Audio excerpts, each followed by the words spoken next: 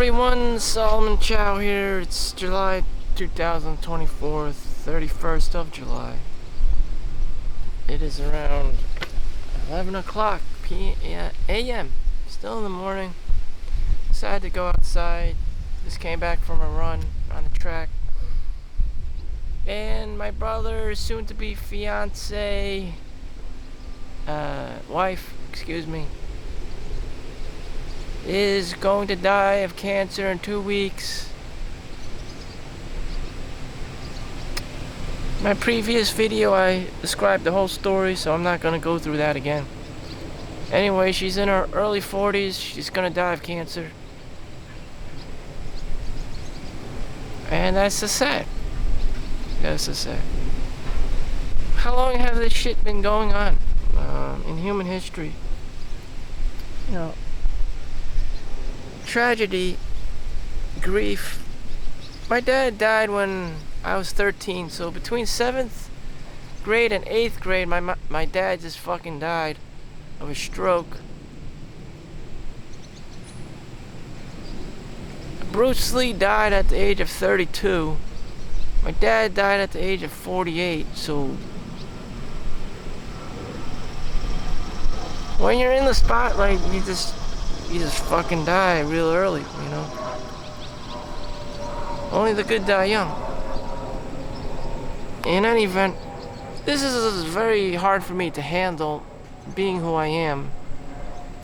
I'm 39 years old. When you have longevity, normal people die, where they get cancer, or, you know, post-pandemic apocalyptic stuff, and it's just like, there's no remorse. There's, you know, who has gone through this before that I can learn from? You know,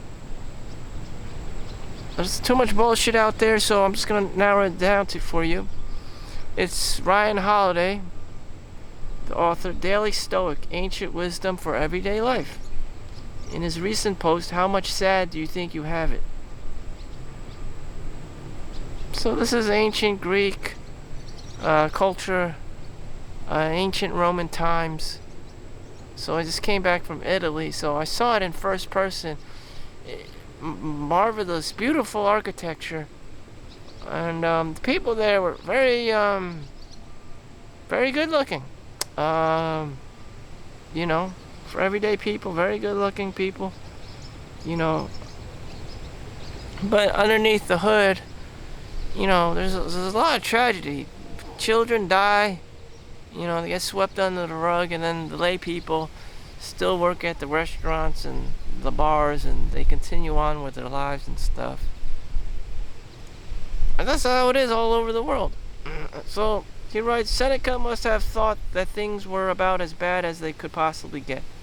He had just buried his only child, and then he got word that he'd been brought up on false charges and would be exiled to the middle of the ocean. So that was Seneca. I'm sure he's one of the bald-headed ancient Greek philosophers that many of you have known. Marcus Aurelius, the ancient Roman emperor, must have had the same thought, having buried one child after the other. So one of the most powerful men in the universe of Earth had to bury his own fucking children, one after the other. You know, this shit has been going through that 2,000 motherfucking years. You know, Marcus Aurelius, he was in the middle of a flood, a giant plague, and now a cop car is perving me. I don't know why.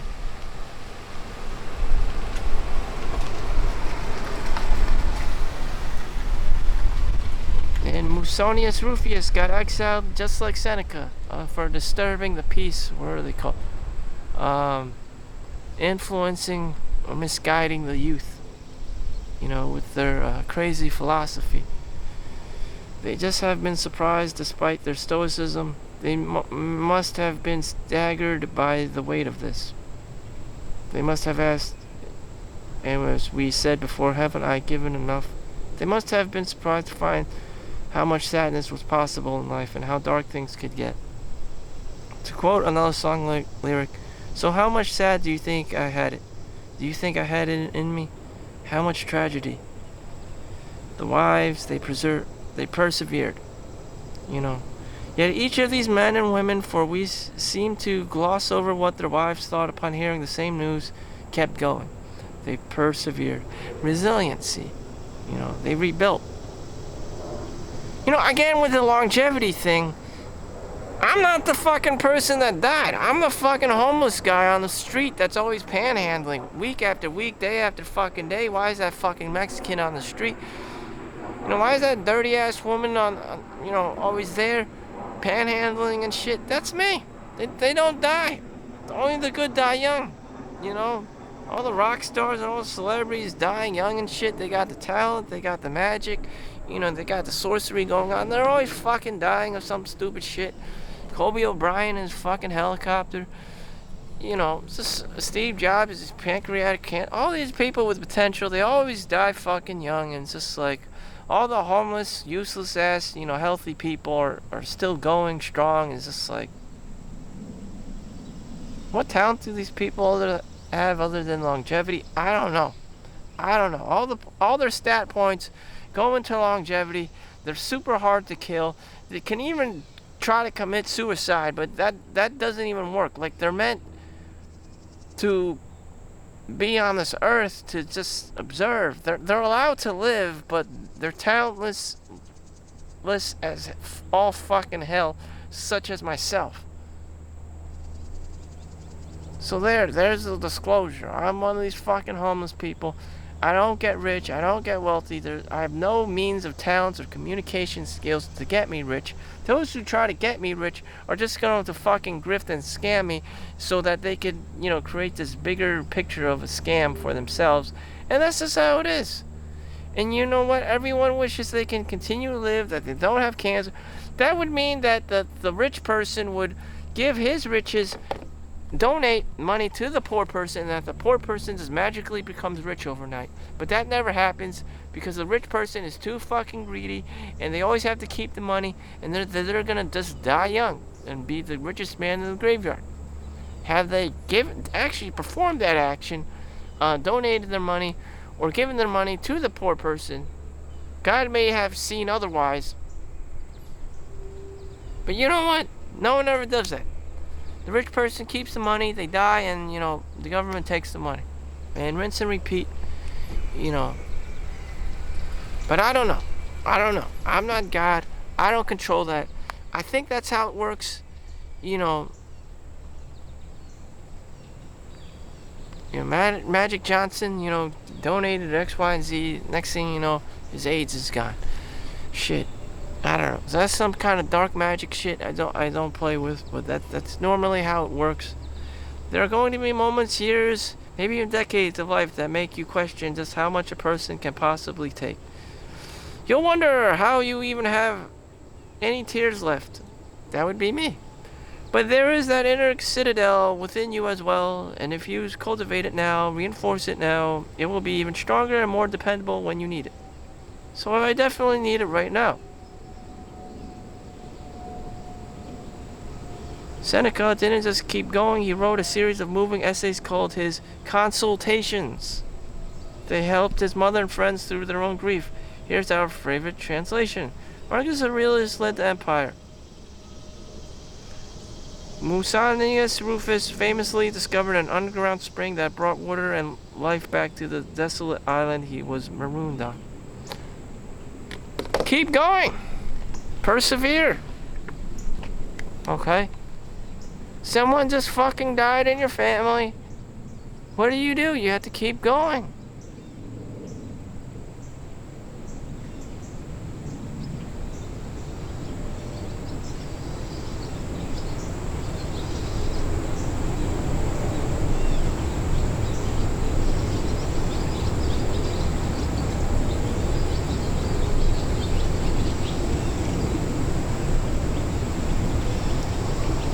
I'm just a simple man. My dream was just to go to the brothels, to go to the whorehouse, to go to the strip club. And I did. You know, I don't want to hear about the negative Nancys, the Debbie Downers, and the Karens of the world. I want to live my fantasy life. But unbeknownst to me, Karen is real, you know.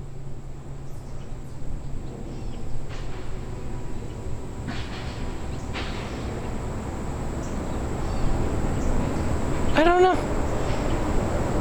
Sometimes I just want to play fantasy world, you know. Fantasy world. Inflation is real.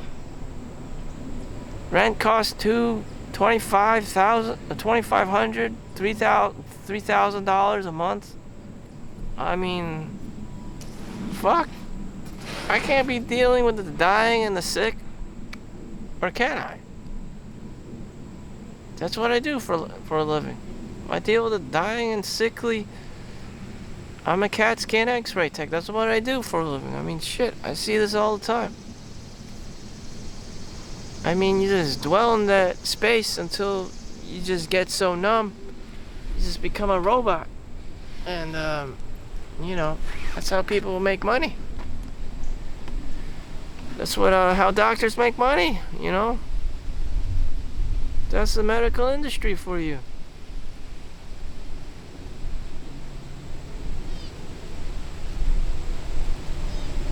No one wants to do the hard work. No one wants to do the doctoring. No one wants to do the management. No one wants to do the hard Mexican labor. They just want the benefits. They want to do the dark magic. Magically get the money. And that's it. Like some kind of a Bitcoin thing. Some kind of scam or some kind of grift. And that's it. Or money dropping out of a, you know, armored car on the highway. Like that's all people want to do.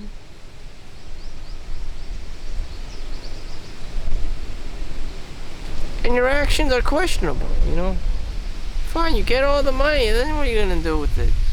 You run around on a soccer field and like naked, and you know, you pass out and realize you have no purpose in life and no goals, and you're simply a degenerate. Maybe that's all I am. I don't know.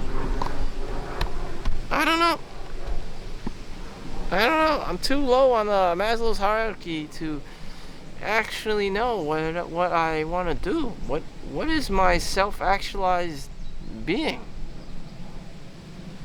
I mean, what the fuck do I do?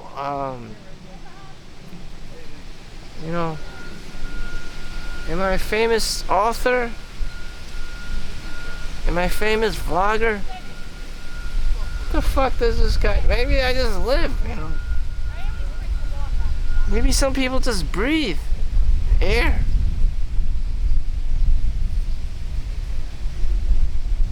We would all like to be well known for our skills.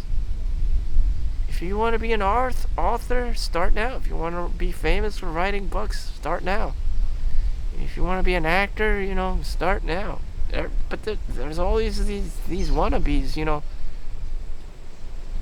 You know, all these old ladies living in trailers in some homeless park in Hollywood, you know, just fake it until you make it syndrome. All these wannabes just end up as, you know, Debbie Downers. They didn't actually self-actualize their dreams. They just become old ladies, and they thought they were prima donnas and Marilyn Monroes and shit. They didn't have the talent. They didn't have the skills. They didn't have the double D's, you know. They didn't have the connections. They didn't have the networking. You know. I fucking hate networking, and I fucking hate people. And that doesn't help. You know, it's always just another grift. It's always just another scam. You know, you never really meet the right person, like The Secret, the law of attraction, you know. Yeah, you're gonna attract someone. More than likely, it's a scam artist. You know, whether you meet some kind of Oprah Winfrey or that Donald Trump or something is not gonna happen. I mean, just everyone wants to meet this Jay Leno star of the show, but who you're gonna meet is just this fucking Indian guy, 5,000 miles away on his fucking scam call industry phone, and it's just like, what the fuck? And that's who's actually there. No one gives a shit.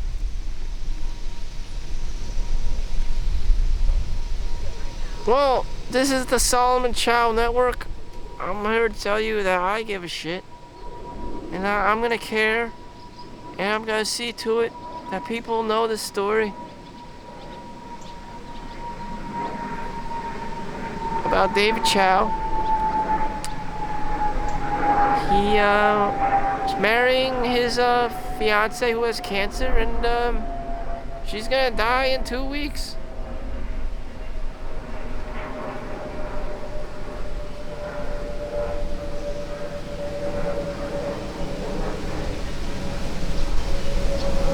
I don't know. Why does everyone know? My brother is very good with social validation. He knows that I'm attention seeking and that I will only do things for possible monetization reasons. Reaching out to ABC Studios or NBC or something.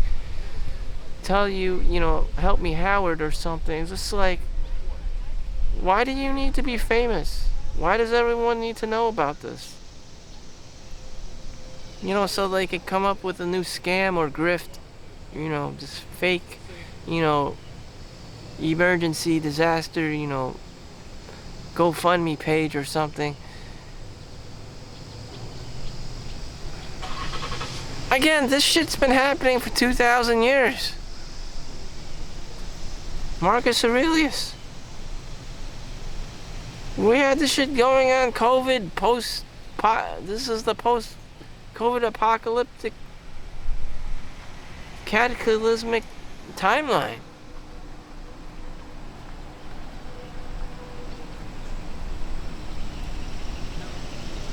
People don't know. And we all know someone who's died recently.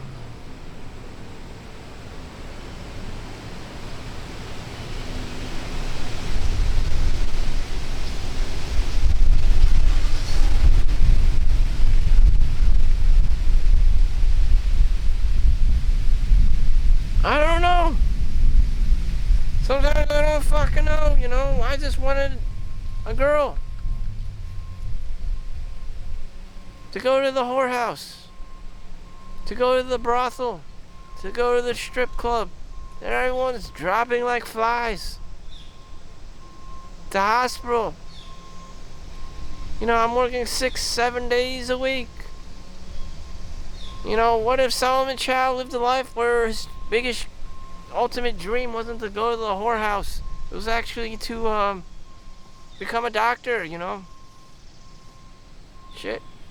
People would probably be alive, Wouldn't be so many deaths in the world. God wouldn't be punishing people with earthquakes and pandemics and tsunamis, which did happen. And Middle East, the conflicts and stuff. They wouldn't be because Solomon Chau's dream wasn't to go to the whorehouse. Damn. Within all this, they have special units for Solomon Chau in the event that he goes to the whorehouse. Like, they have Secret Service for Solomon Chau going to the whorehouse. Cops line up. Cops line up. The government has a job for this, to keep an eye out on me. And the elites are just up there, watching me every time I go to the whorehouse. Another world disaster happens. And it's just like, damn, every time you fap, a kitten dies. And I don't know. I don't fucking know. No one seemingly fucking cares, and I can just do whatever I want when I'm out in the fields. But as soon as I go to the whorehouse, all this crazy shit happens. And, What in the actual fuck? What in the actual fuck? I don't know. There's one lady, she had her family. She had her dinky Chinese family, and she worked for IBM. And she lived until her early 60s, I'm guessing, until she retired, which she probably didn't even want to retire. She was very active on a social level, despite her, fat, Chinese body.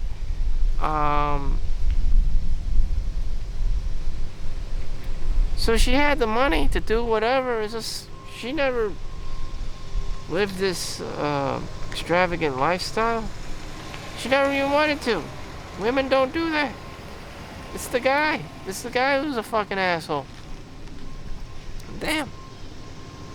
We have cultural conflict here. God damn. I don't know. The whorehouse isn't even open during the daytime.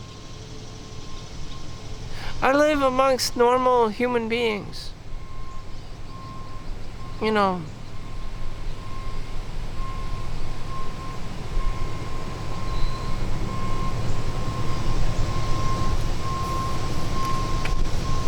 My only salvation is a one-bedroom condo or a one-bedroom apartment, and kick out anyone who is female, because they're going to try to take over the place and do their own thing.